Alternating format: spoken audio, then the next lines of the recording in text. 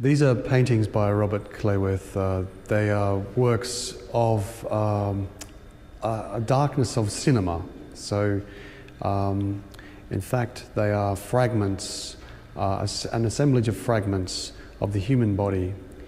Robert's work is very much about the idea of the frailty of human flesh and the frailty of the human condition.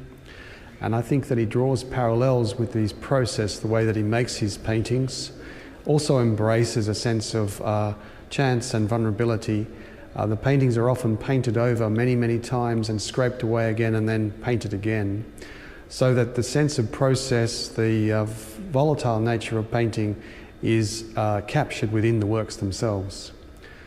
I think in a sense it's perfect, his approach to painting for the Batavia story, because there's so much about the Batavia story that we don't know. So for example, Robert has made this series of works here, which he calls fragments from films from a movie, fragments from a movie. For example, this is a portrait of Cornelisz. There are no known portraits of Cornelisz to exist.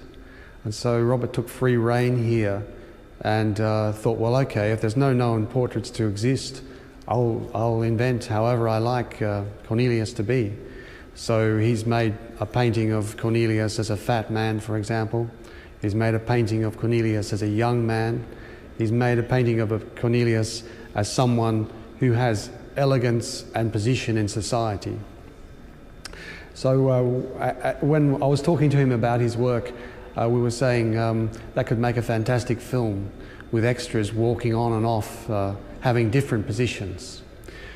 One of the things about Robert's work as well that he has had for a long time throughout his career, his long career, is that he's been interested in the idea of the pornographic imagination. This idea of fleeting images of eros and desire that come and go within the mind. And he's trying to somehow fix that with his works. And one of the other problems for the story of the Batavia is how incredibly difficult it was for those that were on the island, in particular for the women on the island. And so he captures a sense of the brutality and the violence within these works.